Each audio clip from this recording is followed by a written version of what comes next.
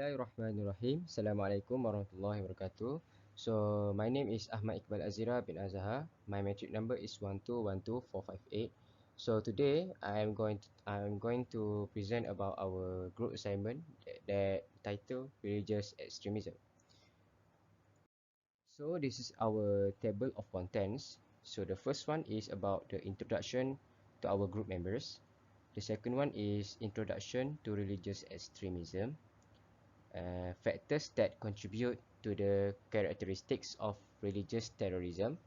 The next one is the methods through which a person is drawn into religious terrorism, and Jemaah, and then is the Jemaah Islamiyah and the Al-Qaeda, and the next one is the character or behaviors of terrorism, and then a terrorist character undergoing rehabilitation, the conclusion, and also the last one is the bibliography.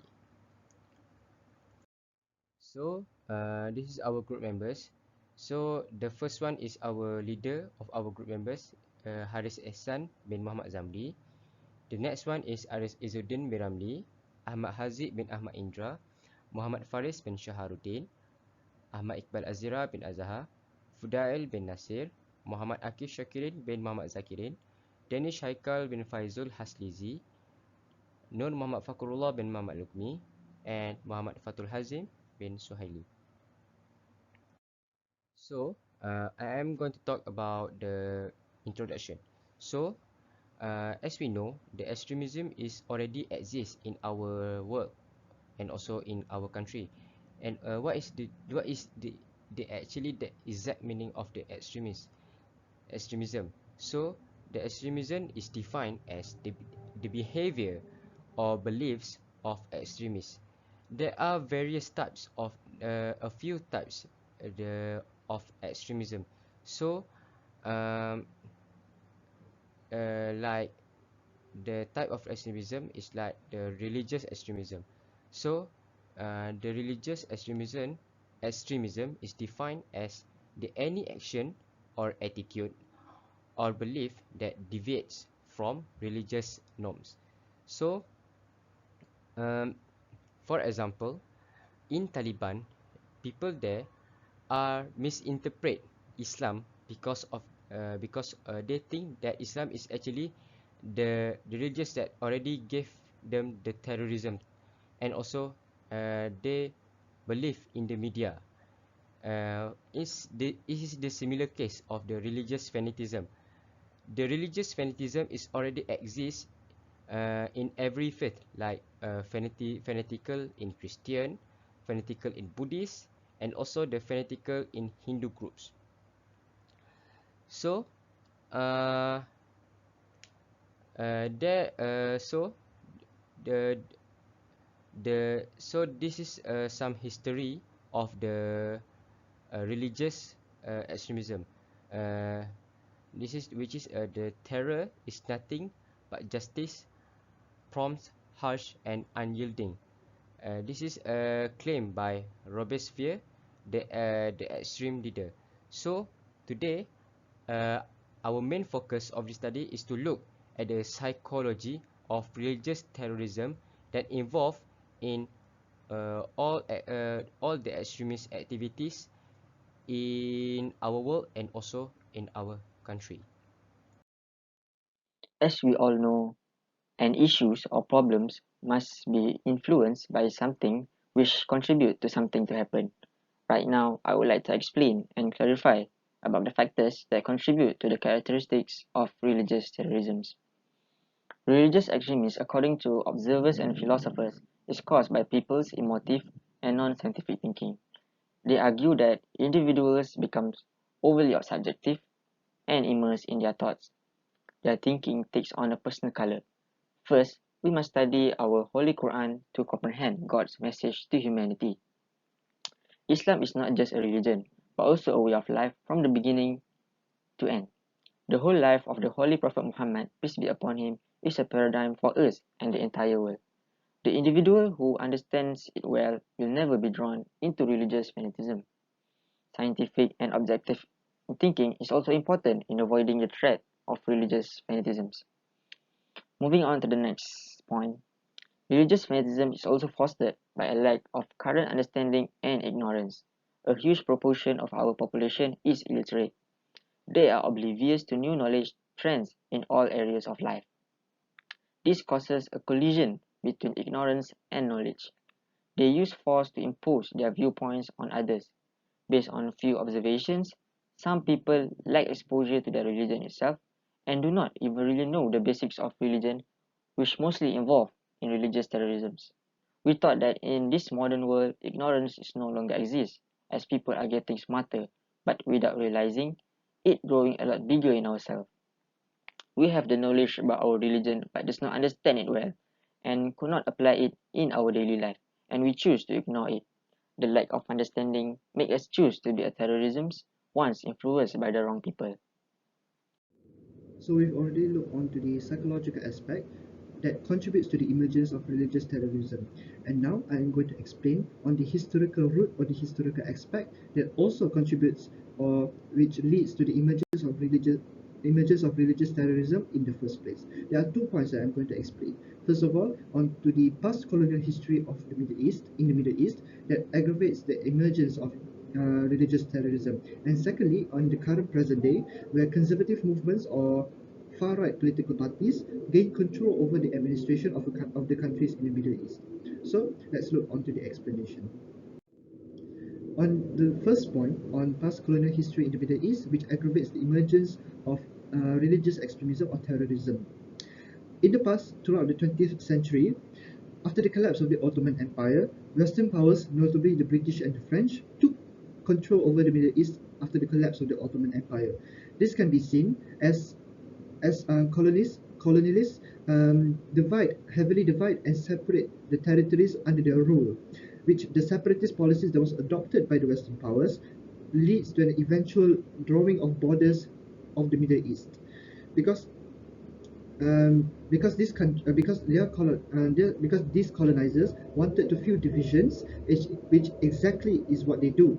This kind of actions that has been done by Western powers exacerbated instability and by fueling divisions among the people, because the action that has been done by the Western powers by drawing up borders, they don't consider the racial and also the cultural consequences that will be infused after they have drawn the borders, because they simply draw borders which transgress the boundaries of culture and also their race of the variety of races in the Middle East.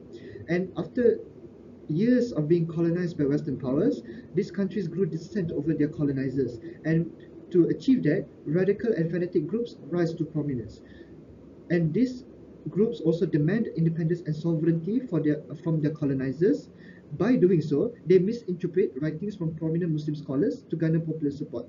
Such an example in Egypt, where the radical group known as Jama'ah al-Islamiyah operated within a framework of doctrinal and political project inspired by the famous Muslim scholars, famous Muslim scholar in the 20th century, theologian known as Ibn Taymiyyah. So this group uses his writings and misinterpret them to take an advantage or garner support from the people in order to increase their calls for independence from the French, their colonizers. And onto the second point, which are the conservative movements that gain control over the administration, or the far-right political parties that also took control over the governments of these Middle East nations. These countries, especially, we have already known that Middle East is turbulent and turmoil, because in war-torn nations such as Syria, Iraq, or Lebanon, these conservative movements took control and take an advantage over a weakened population, which in turn becomes a prime driver for the emergence of religious extremism. This in war-torn countries such as Syria, Iraq, or Lebanon, extreme conservative movements gain much influence over the administration. As for example, in Iraq, the sectarian policies of Prime Minister Nouri al-Maliki's government, coupled with violations committed by political parties and Shiite militias, causes the empowerment and establishment of ISIS. Due to this, by heavily polarized politics between Sunni and the Shiites, it fuels divisions between those in these two faiths of Islam, Sunni and Shiites. which Shia. And because of this, it causes disconnect between the people and governments. How? For instance, in Lebanon, where different sides or factions of political parties gain control over the government, such as Christians, such as the Shia, and also such as the Sunni. They they control different sectors or different ministries of the government, which in turn uses the advantage to fuel divisions in the country and creates more turmoil and conflict in the country. And these countries inherit such a prominent secular policies by their former colonizers, which in turn amplify the unrest among citizens of deep faith. Citizens that has been holding on to religion as a basis of their way of life sees their government as inefficient and also as also unreal. So the secular approach by the governments was denied by the people of deep faith, and in turn, they avoid resolving tough questions about religious identities and the laws. And in the end, the disconnect between the citizens and their governments grew and fueled um, and leads to sectarian calls to unite the religion and the state once and for all. For example, in Iran, Saudi Arabia, and parts of Somalia and Nigeria, these interpretations triumphed because their guru was supported and was enacted by the people, then imposes extremist versions of Sharia over millions of people, and in the end, causes much more violent and also much more violent versions of religious extremism in these countries. Hello, Assalamualaikum. The methods through which a person is drawn into religious terrorism, we are going to put two examples how the person is drawn into religious terrorism. Firstly, Jemaah Islamiyah, which I am going to present, and my friend Al Qaeda is going to present how the Al Qaeda attract other people to join their organization. So next, Jemaah Islamiyah. The leader of the Jemaah Islamiyah is Abu Bakr Bashir, and dates of operation is 1993 until now. The active region of this organization is Southeast Asia, which means at Malaysia, Indonesia, Vietnam, Thailand, and ideology is Wahhabism, Pan-Islamism, and Salafism. The notable attack, which means that what makes them famous, is 2002 Bali bombings, 2005 Indonesian beheading of Christian girls, and there is some speculation that Jemaah Islamiyah is linked to Al Qaeda and Taliban. This organization also get funds from them. Next, these two pictures show the Jemaah Islamiyah attack. And firstly, this is 2000 Bali bombings. Look how the buildings were destroyed, and the attack killed 200 people, and 200 people were injured. Secondly, this is a house of the Christian girls. There are three Christian girls that have been killed by Muslim jihadists, which is Teresia Moranke, Alvita Poliwo, and Yarni Samboe. Next, Jemaah Islamiyah. This is the main point that I am going to explain. Firstly, according to FBI, there is four stage. Firstly, pre-radicalization. Secondly, identification. Thirdly, indoctrination, and lastly, an action. Pre-radicalization is equal to the change of character. Pre-radicalization is the point of origin for the individuals before they begin this progression, and the organization will look them from far and will lead to the second stage, which is identification. Identification means that the people from organization is going to approach its new member and ask the new member to prepare himself, and because of that, the ideologies uh, will encourage them to support violence against the government, the public, or those who oppose the extremist agenda. So they are asking the new members to join some of violence activity for violence attack. And thirdly, the indoctrination begins begins at the third stage, which means that the new members will accept the radical ideologies, and he gains confidence about his choice because he thinks that this is the true choice and this is the way that they want to live in. So because of this third stage will lead to the action, which is the last stage, and uh, they begin to commit violence regularly to the point of bringing destruction to those who disagree with him. So that's all for me. Thank you. So now let's move into the next example of religious terrorism, which is Al Qaeda. Al Qaeda is one of the tremendous terrorist group and well known throughout the world. And this organization also get funds from Taliban as they give bay'ah to Taliban, which is offered by Osama bin Laden in 1990. And for the information regarding their leader, which is Ayman al-Zawahiri, for the present director of Al Qaeda, which is of his rank is General Emir of Al Qaeda, and their date of operation start from 1980s, around 1980s until present time, which is nowadays, and the active region is Afghanistan for their Al Qaeda headquarters. For their ideology, Al Qaeda ideologies envision the violent removal of all foreign and secular influences in Muslim countries, of which is perceived as corrupt division.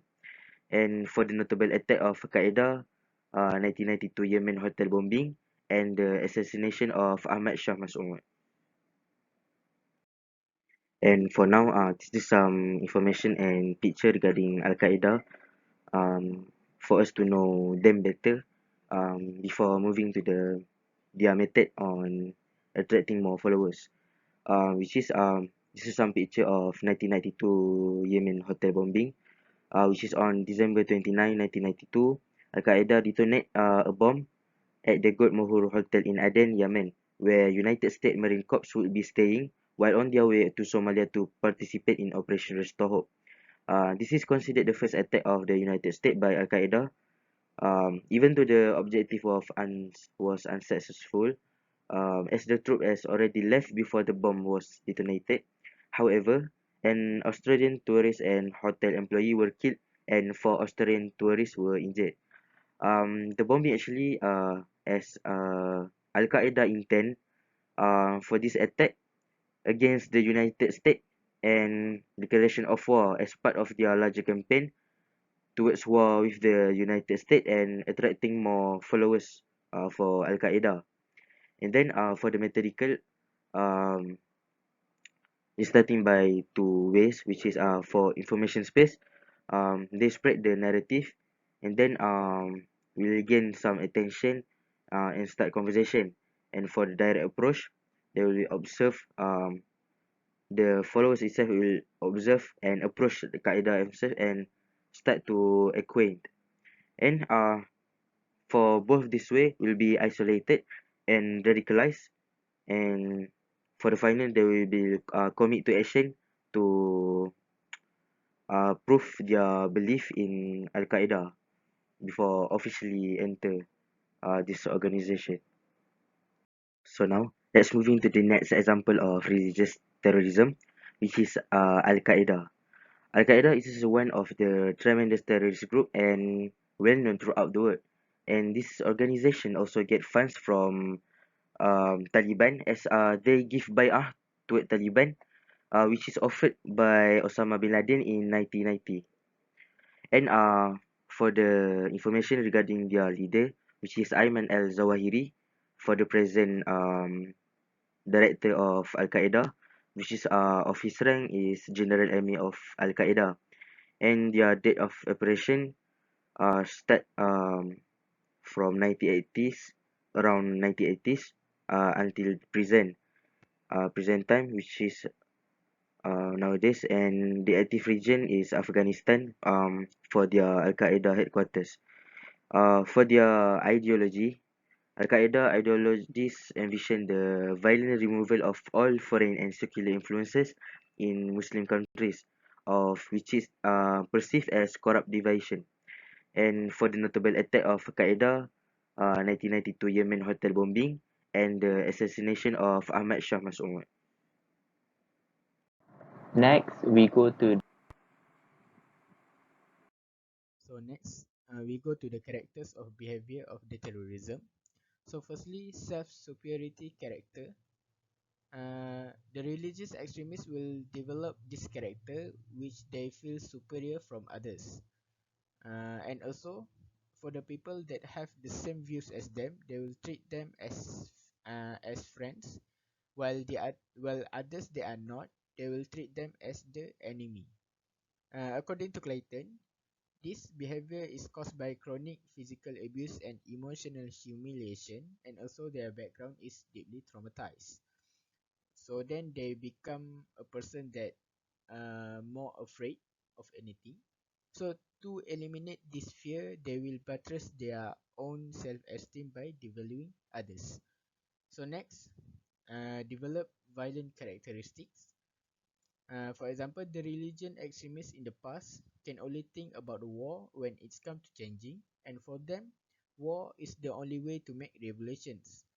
They also not having war for the glory, but sometimes they also having war for the rights and the dignity of their religion.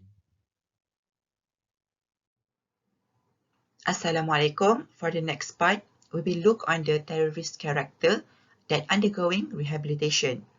As an overview, to sustain and save the great Shia of Islam, rehabilitation schedules for extremists should be enforced to restrain their movements that mislead the people. According to the investigation led by Ahmad al-Muhammadi, two extremist religious groups undergo religious violence rehabilitation programs in Malaysia, namely the Hardcore group and the Sympathizer. Okay, those who are very too obsessed, call on the public to support their belief, even though their beliefs are far from the truth. So this kind of characteristics are radical or hardline extremists. On the other hand, those who practice unorthodoxy that is contrary to the true teachings, but only to themselves without involving the surrounding, without involving other people. Okay, so this group more accurately categorized as extremist sympathizer. Rehabilitation studies on religious extremists can be divided into three groups. Okay, first, for a person that easy to accept new news, okay, new views, or it easy to take new belief or easily change opinion for the better and willing to change their attitude to be more dignified. Okay, so this is the first point. It is easily change views for the better, and it can shade the extremist nature, meaning that it can take off his extremist nature. Okay, this group have a high nature of inquiry and curiosity, as well as able to work with the rehabilitation. Eventually, they can read the extremist nature of their religion to create new self-personality. But the percentage of people who have such thought is minority in this extremist group. So in our point of view, to change these extremist views, we need to provide a comfortable way of life to them, such as rewarding money or houses to those who accept because of their extremist view. Secondly, the moderate extremists. Okay, they may be able to accept new views, meaning that they may be able to accept new belief or opinions. Okay, we can isolate them from extremist groups or environments so that we can prevent them to be more addicted to this kind of extremists. Okay, these people can live like ordinary people, but these people are still watched by the government so that they do not do radical activities as before. So to stop these groups from re-engaging, with their old movements, we can give them a normal life, but we will still isolate them from extremist group or environment so that they do not return to their former extremist mindset. Finally, there is the third group, which is made up of those who refuse to change their ideas about religious fanaticism. These organizations also try to dispute with people who are attempting to help them get back on their feet. They choose to keep silent and not express an opinion during the process of rehabilitating them through discussion and discourse. The Malaysian government must strengthen the law and perform continuous monitoring in order to prevent these groups from proliferating. We may learn from these two studies that in order to rehabilitate these extremists, a small number will accept and change for the better, while a small number will refuse to accept and continue their old views. As a result, all acts must be carried out with a high level of consistency in order for this consistent application to transform people into more understanding humans. So, as for the conclusion in this assignment, as we understand from the explanation before, psychologically, extremists tend to think differently on how to struggle in the name of jihad, and they also have self-priority, or what you call it, narcissism, so that they will think blindly and stupidly about how they understand about Islam itself. So extremists tend to think differently on how to struggle in the name of jihad without them thinking about properties and lives. So we as a Muslim needs to understand the true meaning of Islam. So individually, we as a Muslim should understand the true education, and we need to apply it in our daily basis so that we will avoid the misinterpretation of Al-Quran and Hadith. So in this case, we need to understand it, and we need to refer to the scholars and ulama itself. So other than that, as we live in a community, a new exposure on Islamic ethic and belief are crucial so that children could think differently and community mindset can be changed where Islamophobic can be stopped. So in this case, we can refer to true scholars and ulama so that we could understand better in Islamic beliefs.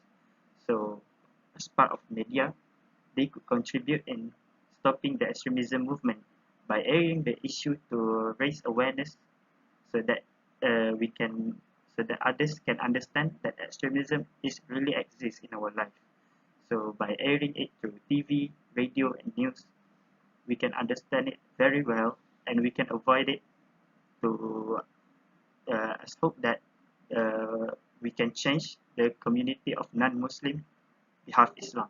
So we can make a social debate among scholars so to educate our community to Islamic true belief. So in this case, ulama or scholars can apply their knowledge about Islam so that it can be spread through media, so community could understand it very well. So on behalf of government, they can play a huge role to stop and reduce the movement of extremism by having law and rehabilitation center for them who are having an extremism thoughts and mindset, so that we can slowly get rid of the thought itself so that they can understand the Islamic way and the true belief of Islam. So lastly, the wasatiyah approach should be applied in our life individually despite having different races and beliefs. So as we as a Muslim, when we understand the true meaning of Islam, we could bring peace and tolerance so that we could live in harmony. So this is the reference that we did as part of the assignments. So this is the end of our presentation. So thank you for listening and have a nice day.